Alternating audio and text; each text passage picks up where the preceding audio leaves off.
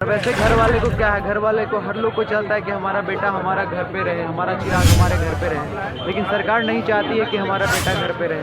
नीतीश कुमार जी को मैं यही कहूँगा कि आपको बधाई देना था तो नोटिस दे कर देते। ये बधाई देने के क्या मतलब है? बधाई के साथ कोई गिफ्ट भी होता है, लेकिन अभी तक आपने कुछ नहीं दिया। उसके बाद घर का याद आ रहा है कि नहीं न्यू ईयर? अब घर की याद की क्या बात, अब इतने दिन से हम लोग यहाँ रह गए हैं।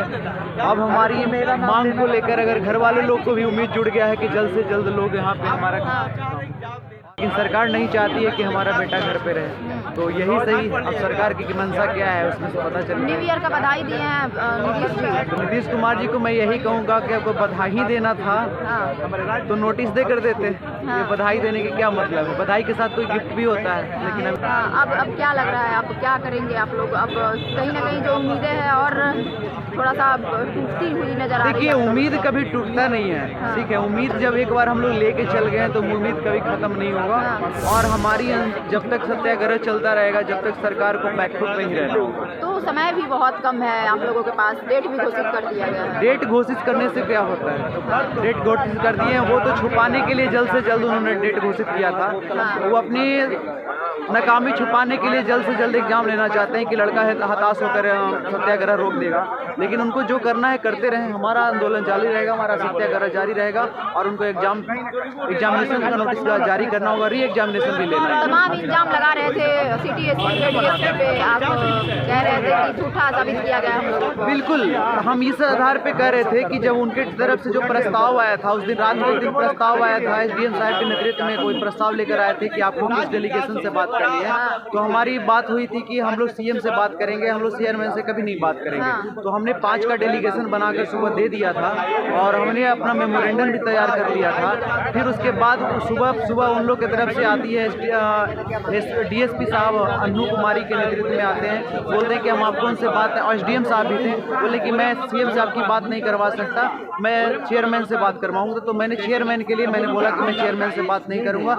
लेकिन वहाँ पे जो सिटी एसपी जो थी स्वीटी सरावत, वो बोल रही थी, वो गलत बयान दे रही थी कि हमने कोई डेलीगेशन नहीं बनाया, डेलीगेशन की टीम हमने भेजा, वो गलत बयान था। इसलिए मैंने वहाँ पे उन पे गुस्सा कर रहा था, मैं बात कर रहा था कि अब गलत बयानबाजी करना बंद करो। जिस तरीके से पुलिस का लाठियाँ चली, उस तरीके से मामला पूरा गर्म था, लग रहा था कि अब कुछ हो जाएगा। और पुलिस ने जिस तरह से दुर्भाग्यपूर्ण कह सकते हैं, उसको क्या ही कह सकते हैं, वो घटना एक पहले जो अंग्रेजों के समय होता था कि आम छात्रों पे, आम लड़कों पे जिस तरह का लाठी बरसाया जाता था प्रशासन की तरफ से, अंग्रेजों की तरफ से, उसी तरह से कहीं ना कहीं एक दृश्य देखने को मिला हमारा गांधी मैदान जेपी गोलंबर के पास। वो बहुत दुर्भाग्यपूर्ण था, बहुत निंदनीय घटना, दर्दनाक घटना थी, जो कि हर एक छात्र को जब वो बीपीएससी की जो तैयारी कर रहे होंगे, हर एक छात्र का रोंगटे खड़े हो गए होंगे वो घटना देख।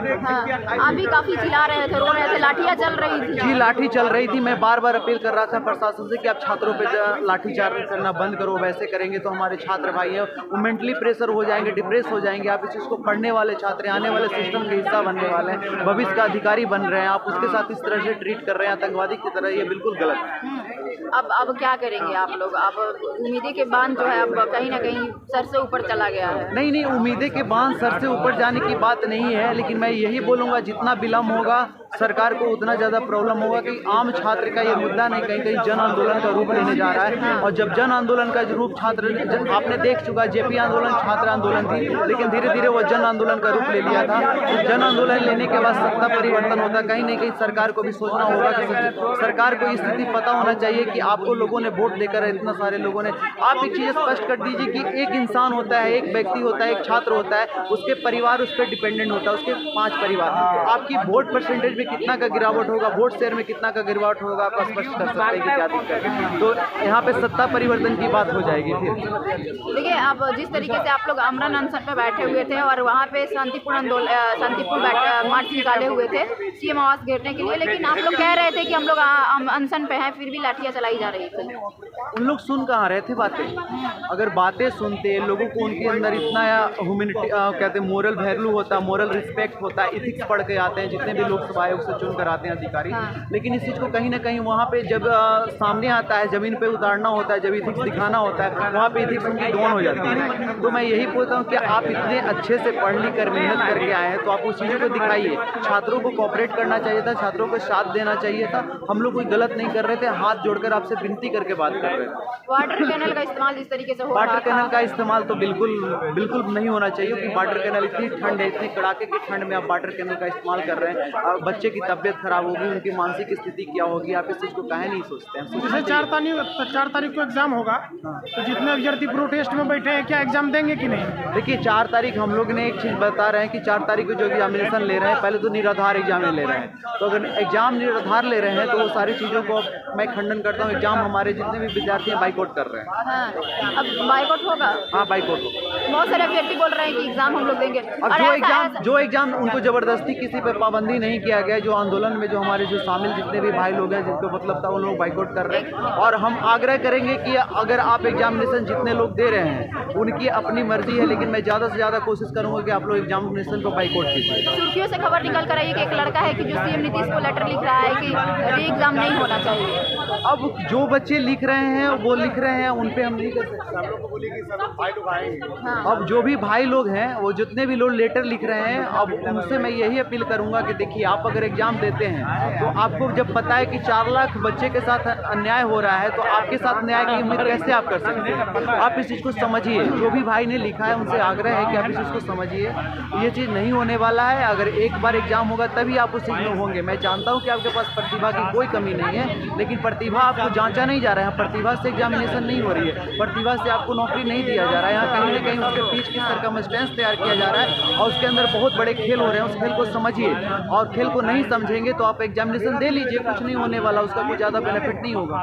कल आपकी डेलीगेशन टीम गई थी, 2 टीम गई थी, क्या कुछ बातें हुई, थोड़ा बारीकी से बताइए। बहुत लोग डेलीगेशन टीम हमारी गई थी, राजभवन में भी गई थी। आप लोग वीडियो को शेयर कीजिए और कमेंट कीजिए। राज्यपाल से भी मुलाकात हुआ था और चीफ सेक्रेटरी के साथ भी हमारा वहाँ पर डेलीगेशन गया हुआ था। डेलीगेशन से सार्थक बात हुई थी। उन्होंने जस्ट एक बात बोला था, हमारे जितने भी प्रूफ थे सब कुछ उनके पास सबमिटेड कर दिया गया था। उन्होंने बोला था कि इसको हम लोग थोड़ा सा अध्ययन करेंगे, इसकी स्टडी करने के बाद मैं इसके कुछ निर्णय करूँगा। और दूसरी चीज़ ये थी कि उन्होंने बस एक टेक्निकल वर्ड को उन्होंने लेकर रखा था कि आप ये बताइए कि पेपर लीक नहीं हुआ। तो हमने बोला कि पेपर लीक की माध्यम से सिर्फ नहीं है, आप ये बताइए नॉर्मलाइजेशन की बात हो रही है यहाँ पे। तो उन्होंने बोला नॉर्मलाइजेशन के तहत स्केलिंग होगी। तो हम ये कहना चाहते हैं ये स्केलिंग शब्द आपने नोटिफिकेशन में मैंने कभी देखा नहीं, ये स्केलिंग शब्द क्या होता है और स्केलिंग के तहत क्या आपका पैमाना होगा, आप कैसे स्केलिंग करेंगे। उसमें कोई इसमें निराधार चीज़ है, वो टेक्निकल शब्द के तहत बच्चों को गुमराह करना चाहता है। बिल्कुल गलत बात है।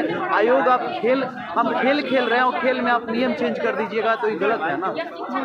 सुबह सीएम जिस तरीके से राज्यपाल से मिले तो क्या उम्मीदें लग रही थी? सीएम की वार्ता डिप्टी सीएम के साथ भी हुआ था और राज्यपाल के साथ हुआ था। हो सकता है कि हम लोगों ने जो भी बातें कही हो, जो बातों से रूबरू हो रहे होंगे सीएम, अगर सीएम इस बात को अपने संज्ञान में लेते हैं और जल्द से जल्द बच्चों के लिए एक सही खुशखबरी देते हैं तो मैं उनका स्वागत पूर्ण करता हूं कि आप जल्द से जल्द बच्चों के लिए आप न्याय दीजिए। क्योंकि अब जितने भी छात्र हैं आ रहे हैं पार के मूड में हैं और हमारे पास हिंसक तरीके से हम लोग अहिंसक तरीके से काम करेंगे, हिंसक कभी नहीं होंगे, शांतिपूर्ण तरीके से सब कुछ होगा। जो भी बात रखेंगे शांतिपूर्ण से। विजय चौधरी हैं वो तो साफ साफ कर दिए हैं कि री एग्जाम नहीं होगा, जो जेडीयू के मंत्री हैं। अब विजय चौधरी जी को मैं ये कहना चाहता हूँ, आप मंत्री हैं, आप चीज़ को समझ क्यों नहीं रहे हैं? आप वोट मांगने के लिए कहाँ जाएंगे? छात्रों के बीच जाएंगे, युवाओं के बीच जाएंगे, गांव में जाएंगे।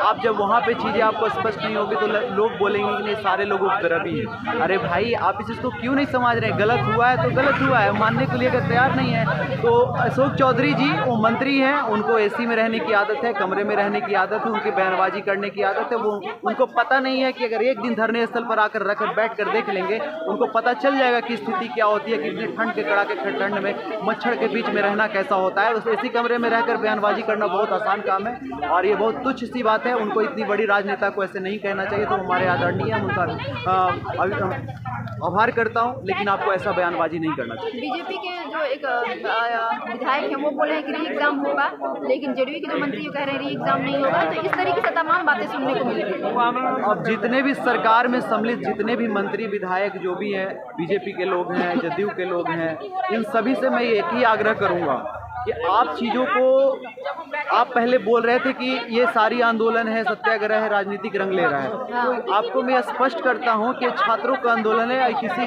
राजनीतिक मंच नहीं है।